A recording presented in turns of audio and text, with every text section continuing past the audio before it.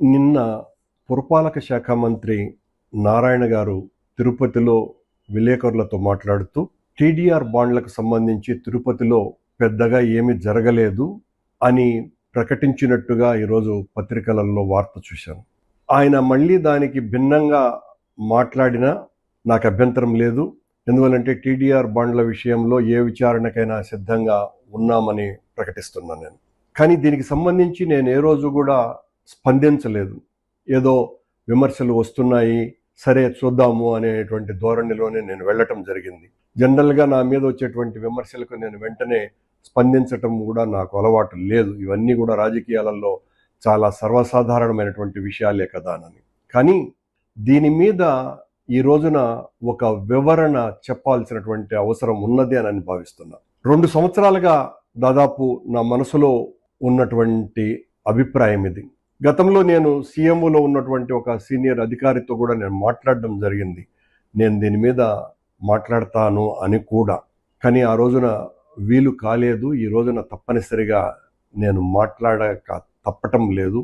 దీనికి ప్రధానమైనటువంటి కారణం ఒక అవినీతిలో అనకొండ లాంటి ఒక అధికారిని, రాష్ట్రంలో ఉన్నటువంటి మంత్రులనందరినీ కూడా పూచిక పుల్లల్లాగా చూసేటువంటి అధికారిని, మరి తన శాఖకు ఇన్ఛార్జిగా ఉండేటువంటి మంత్రులనైతే లెక్క కూడా చేయనటువంటి అధికారిని, ఆ అధికారిని డబ్బులు సంపాదించటమే తప్ప ఏ నైతిక విలువలు లేనటువంటి మనిషిగా, ఒక మాటలో చెప్పాలంటే ఓ తాటకిలాగా కింది అధికారుల పట్ల వ్యవహరించేటువంటి ఆమె, తిరుపతిలో మేము నూతనంగా రోడ్లు వేస్తున్నాము కనుక ఆ రోడ్లను కోల్పోయి, ఆ రోడ్ల వలన స్థలాలు కోల్పోయేటువంటి వాళ్లను టీడీఆర్ బాండ్ల పేరుతో దోపిడీ చేయటానికి, తద్వారా 100 కోట్లు నొక్కియటానికి ఆవిడ పన్నిన కుటిల పన్నాగాన్ని అడ్డుకున్నాము అన్నటువంటి దుగ్ధతో, కోపంతో ఆవిడ తెలుగుదేశం పార్టీకి సంబంధించిన మా పక్క జిల్లా నేతలకు ఈ విషయాన్ని చెప్పి, ఏం మాట్లాడినా చెల్లుతుంది కాబట్టి 2,000 కోట్ల రూపాయలు అవినీతి జరిగింది అని ఆ రోజు నుంచి ఈ రోజు వరకు కూడా మా మీద ఎంత ప్రచారం చేశారో అందరికీ కూడా తెలుసు. ఇప్పుడు మళ్ళీ చెప్తున్నాను, నేను ఏ విచారణకైనా సిద్ధమే. 1 రూపాయి అవినీతి మేము చేసి ఉండినా మేము దేనికైనా కూడా ఆ శిక్షకు బద్దులమై ఉంటామనని. కానీ ఈ అవినీతి అధికారిని గత 30-35 సంవత్సరాలుగా తను ఎక్కడ పనిచేసినా 100,000 కోట్ల రూపాయలు లూటీ చేసి, చివరకు అత్యున్నత న్యాయస్థానం కూడా మీ నీతి గురించి మాకు చాలా బాగా తెలుసులేనని వెటకారపు మాటలు పడ్డటువంటి అధికారిని, ఓ పూతనకు ఏమాత్రమూ తక్కువ కాదు, లంకిణి కంటే కూడా చాలా విపరీతమైనటువంటి చేష్టలు ఉన్నటువంటిది. ఆవిడ ధరించేటువంటి, రోజు ధరించే చీర ఖరీదు కనీసం అంటే 1,50,000 రూపాయలు. ఆమె చేసేటువంటి ఉద్యోగం ఏంటి, ఆమెకు వచ్చేటువంటి జీతం ఎంత, ఆవిడ ధరించేటువంటి చీరల ఖరీదు ఎంత, ఇవన్నీ కూడా నాకు చాలా స్పష్టంగా తెలుసును.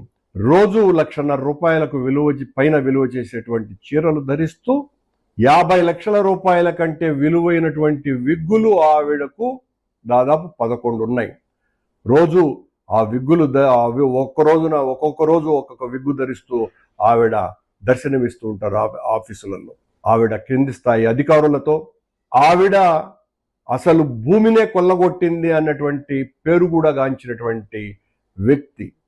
ఆవిడ ఒక విలువలతో, జీవితమంతా ఉద్యమాలతో, పోరాటాలతో రాజకీయాలు చేసినటువంటి నా మీద కక్షగట్టి ఇక్కడ తిరుపతిలో గతించిన ఓ తెలుగుదేశం నాయకుడితో విపరీతంగా అంటగాగినటువంటి ఆవిడ, నేను ఈ ఘోరాన్ని చూడలేక అడ్డుకట్ట వేశానని నా మీద తెలుగుదేశం వాళ్లను ఉసిగొల్పి 2,000 కోట్ల రూపాయల అవినీతి జరిగింది అని ప్రచారం చేయటానికి ఈ ఆధునిక రజియా సుల్తాన్ అనే కారణమని చెప్తున్నా. నేను చెబుతూనే ఒక మాట చెప్తున్నా, ఇప్పటికీ కూడా నేను ఏ విచారణకైనా మేము సిద్ధమే.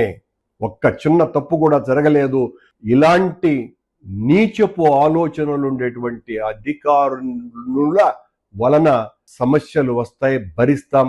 రాజకీయాలలో ఇవన్నీ కూడా చాలా సహజమని, కానీ మనసులో ఉన్నటువంటి ఈ బాధను ఈ రోజున వ్యక్తీకరించక తప్పని పరిస్థితి.